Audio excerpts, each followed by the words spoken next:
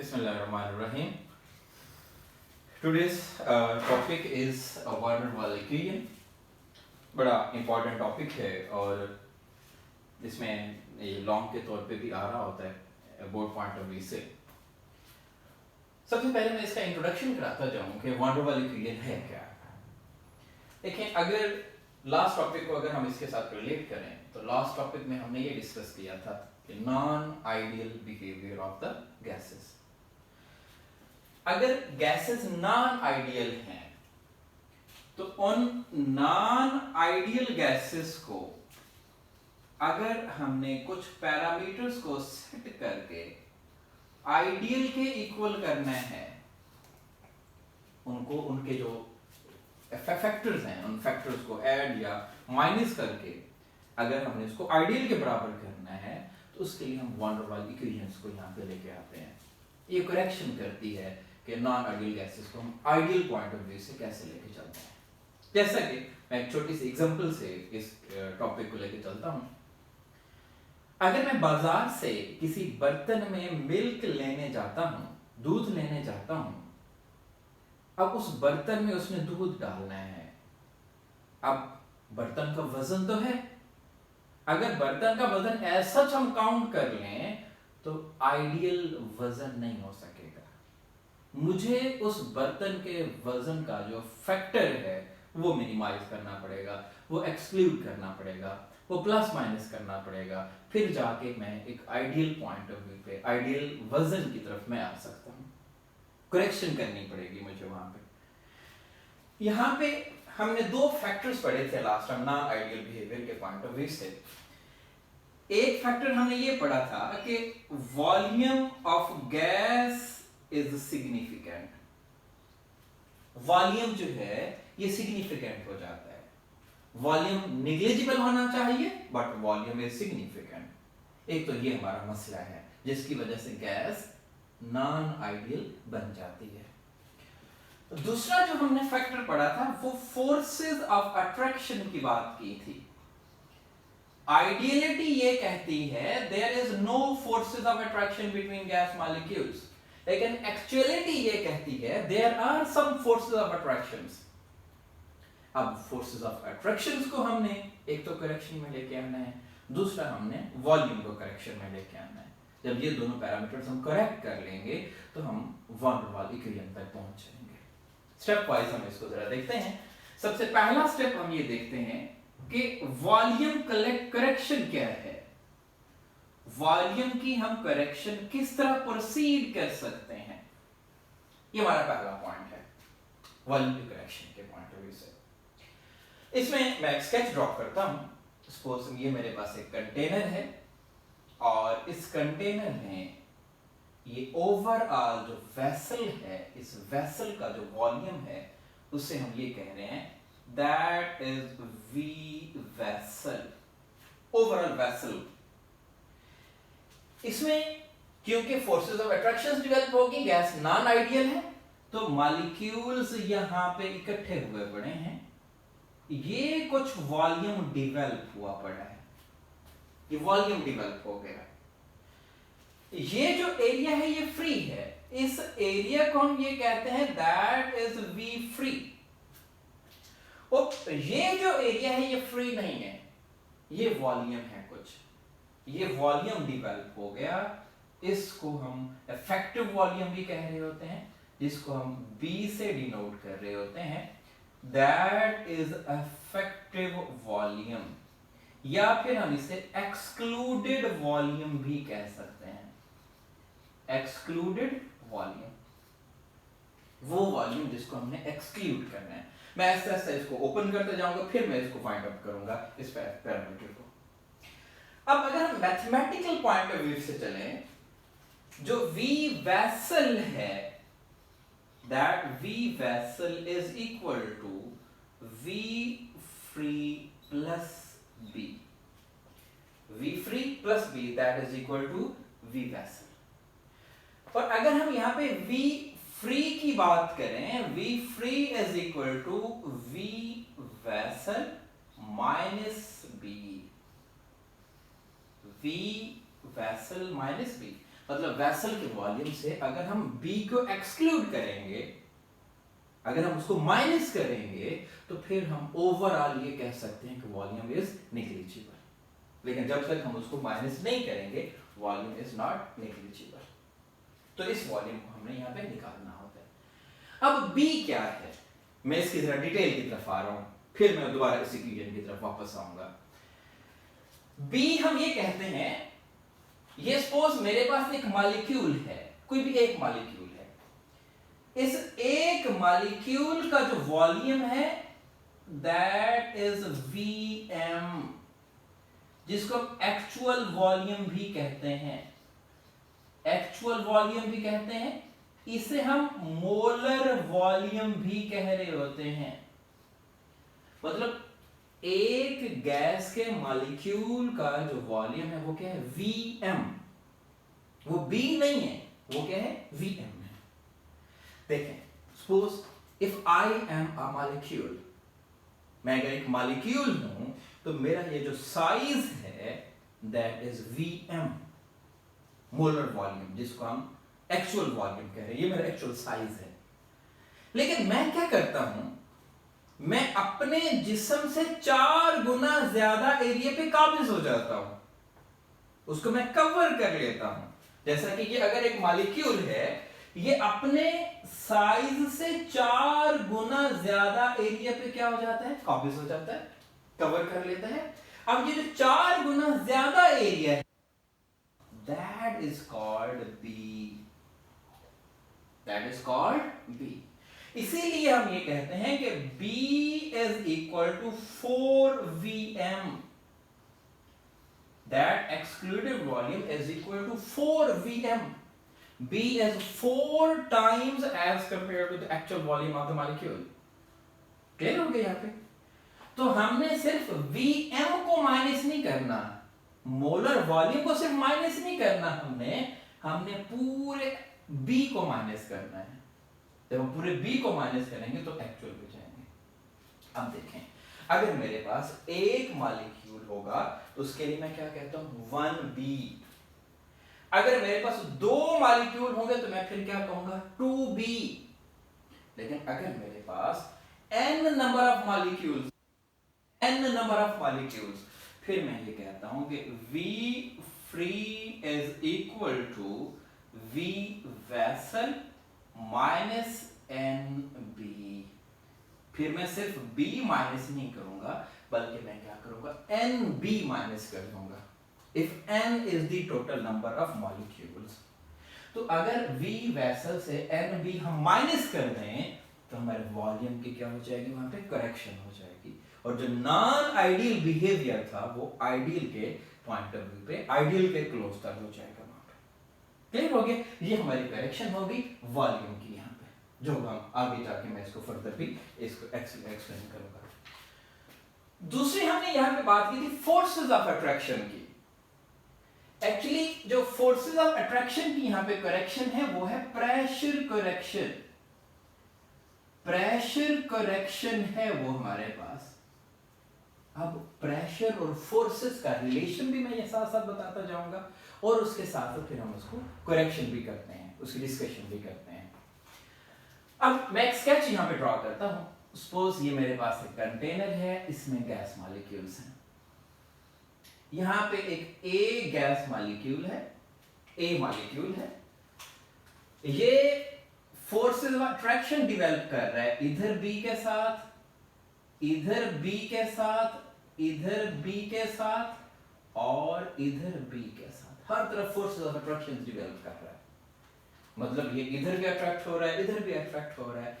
Due to forces of attractions in all sides, these are cancelled. ये मतलब यहां पे ये फोर्सेस एक दूसरे की क्या कर देंगे, कैंसिल कर देंगे। लेकिन अगर हमारे पास एक मॉलिक्यूल ए यहां पे बिल्कुल कंटेनर की वॉल के पास है, दरमियान में नहीं है बल्कि कंटेनर की वॉल के पास है, तो वहां पे हम ये कहते हैं इस तरफ भी अट्रैक्टेड होगा, इस तरफ भी अट्रैक्ट हो रहा होगा, ये इफेक्ट जो कैंसिल हो रहा है, लेकिन वो इस तरफ बैक साइड पे भी अट्रैक्ट हो रहा है। ये फैक्टर कैंसिल नहीं हो रहा। That is a force of attraction, that is a force of attraction. अब देखिए ए मॉलिक्यूल को मैं यहां पे ले रहा हूं, ए मॉलिक्यूल ने जाके स्ट्राइक करना था at wall of the container. जब उसने जाके स्ट्राइक करना था एट वॉल ऑफ कंटेनर, वहां पे उसका प्रेशर डिवेल्प होना था, और वो प्रेशर क्या होना था? आइडियल प्रेशर डिवेल्प होना था। उस आइडियल प्रेशर को हम डिनोट करते हैं PI। मतलब अगर फोर्स ऑफ अट्रैक्शन नहीं है, मैं एक मिनट के लिए कंसीडर कर रहा हूं, there is no force of attraction. A ने जाके स्ट्राइक करना था वॉल ऑफ कंटेनर पे। जब उसने स्ट्राइक करना था तो उसका जो प्रेशर होना था वो क्या होना था? P आइडियल होना था। लेकिन हुआ क्या? That A is attracted by B molecule। जब A B molecule की तरफ अट्रैक्ट हो गया, अब वो उस प्रेशर से नहीं टकराएगा जिस प्रेशर से उसे जाके टकराना चाहिए था। अब आइडियल प्रेशर नहीं होगा, अब जो प्रेशर होगा उससे हम ये कहते हैं कि that is the actual pressure. और एक्चुअल प्रेशर को हम डिनोट कर रहे होते हैं सिर्फ P से। आइडियल प्रेशर ज्यादा था, उस वक्त फोर्सेस नहीं थी, लेकिन जब एक दूसरा मॉलिक्यूल उसे अपनी तरफ खींच रहा है, अब आइडियल प्रेशर से नहीं टकराया, बल्कि वो क्या टकराया? एक्चुअल प्रेशर से टकराया। एक्चुअल प्रेशर लेस होगा, मतलब हम ये कहते हैं कि P आइडियल ज्यादा होना था, एक्चुअल प्रेशर क्या होगा? लेस होगा। क्यों लेस हुआ? Due to forces of attraction. Due to forces of attraction, due to forces of attraction, pressure is decreased, less हो गया। जितनी फोर्सेस ज्यादा होंगी उतना ज्यादा लेस हो जाएगा, जितनी फोर्सेस कम होंगी उतना कम लेस होगा। तो उससे हम नेम देते हैं लेसन्ड प्रेशर, लेसन्ड प्रेशर, जिसे हम P डैश से डिनोट कर रहे होते हैं। एक्चुअल प्रेशर जितना होना चाहिए था उसके साथ साथ लेसर प्रेशर यहां पे आ गया। तो इसका मतलब ये है कि P आइडियल एक्चुअली जो है वो P actual plus P lesson के बराबर है। या हम इस तरह से भी कह सकते हैं, इस वक्त जो उसका एक्चुअल प्रेशर है वो आइडियल प्रेशर से इतना लेस है, इस तरह से भी हम कह सकते हैं। ठीक है, इस वक्त जो एक्चुअल प्रेशर है वो आइडियल प्रेशर से इतना लेस है। क्यों लेस है? Due to forces of attraction. तो हमारा वो फोर्स और प्रेशर का यहाँ पे रिलेशन आ गया। जितनी फोर्सेस ज्यादा होंगी उतना लेसन प्रेशर ज्यादा होगा, जितनी फोर्सेस कम होंगी उतना लेसन प्रेशर कम होगा। ये हमारा पैरामीटर है जो हम यहाँ पे लेके चलते होते हैं। फिर हम ये प्रूफ करते हैं, हमने ये प्रूफ करना होता है कि ये लेसन प्रेशर हुआ कितना है, लेसन प्रेशर हुआ कितना है, इसको हमने जरा प्रूफ करना होता है। तो इसके लिए हमारे पास ये होता है कि P lesson is directly proportional to CA and CB। CA और CB क्या चीज है? CA हम ये कह रहे होते हैं that is concentration of A molecules, ये जो यहां पे है, और CB स्टैंड कर रहा है that is concentration of B molecules. अब आप ये सोचेंगे कि मॉलिक्यूल्स तो सिर्फ A अट्रैक्ट हुए थे, जब मॉलिक्यूल सिर्फ A अट्रैक्ट हुए थे तो फिर हम B की कंसंट्रेशन क्यों मेंशन कर रहे हैं? देखें, A यहां पे मॉलिक्यूल जाके टकरा रहा था, B ने उसे अपनी तरफ अट्रैक्ट किया, A भी उसमें इन्वॉल्व है, A भी तो चाह रहा था कि मैं अट्रैक्ट हो जाऊं, A में भी तो वो नेचर डेवलप हो चुकी थी कि वो अट्रैक्शन की तरफ चला गया। तो दोनों की कंसंट्रेशन पे लेसन प्रेशर डेवलप करता है। और ये जो कंसंट्रेशन हम ये कहते हैं that concentration is number of moles per unit volume. तो तो हम जब लेसन प्रेशर को यहाँ पे एक्सप्लेन करते हैं, that is number of moles per unit volume and number of moles per unit volume, number of moles per unit volume of A, number of moles per unit volume of B. जब इनको हम simplify करते हैं, P dash is n square divided by v square, और अगर हम proportionality sign यहां पे खत्म करें तो P डैश हमारे पास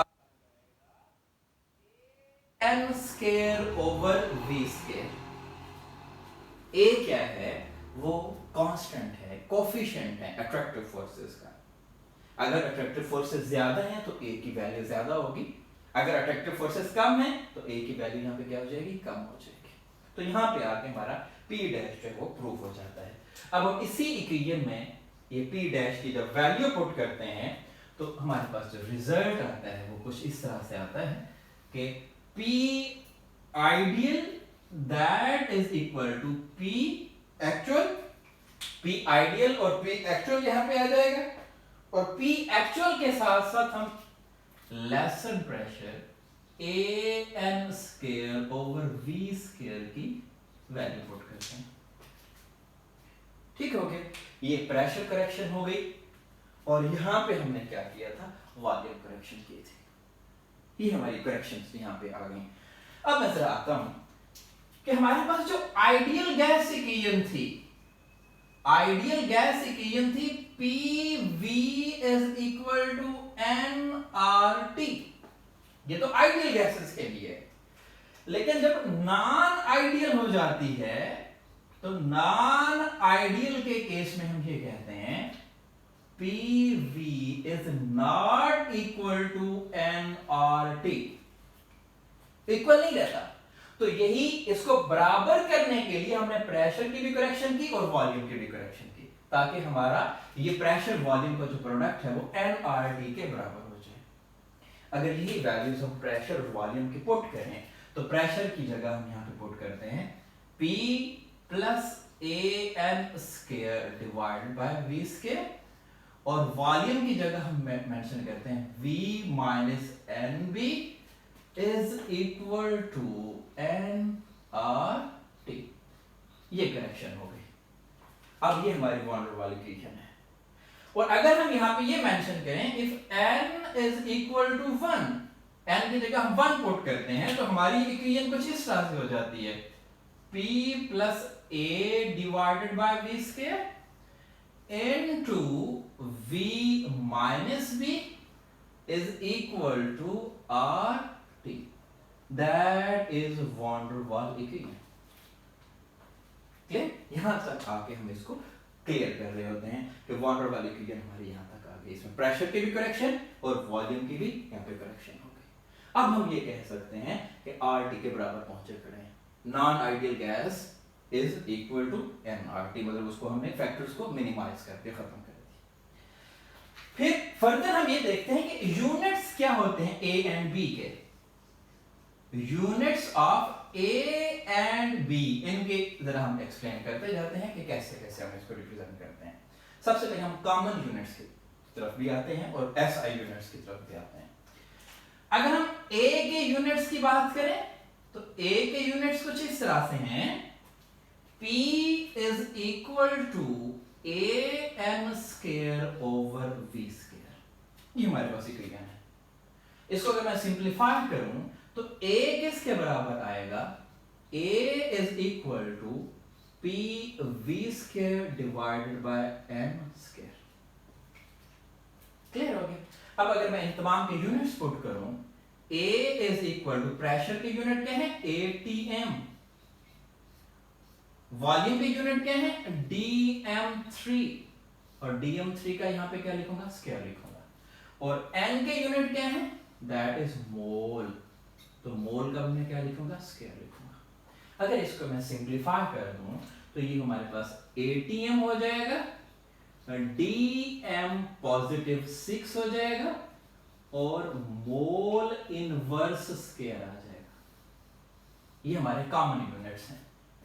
अगर मैं SI यूनिट्स की तरफ आता हूं, सिस्टम इंटरनेशनल यूनिट्स की तरफ आता हूं, then A is equal to pressure की यूनिट आ जाएगी न्यूटन पर मीटर स्क्वायर, और जो वॉल्यूम की यूनिट आ जाएगी वो मीटर क्यूब का स्क्वायर, और डिवाइडेड बाय क्या आ जाएगा, मोल का स्क्वायर। इसको सिंप्लीफाई करें, newton per metre square multiplied by M positive 6 divided by क्या आ गया, मोल स्क्वायर।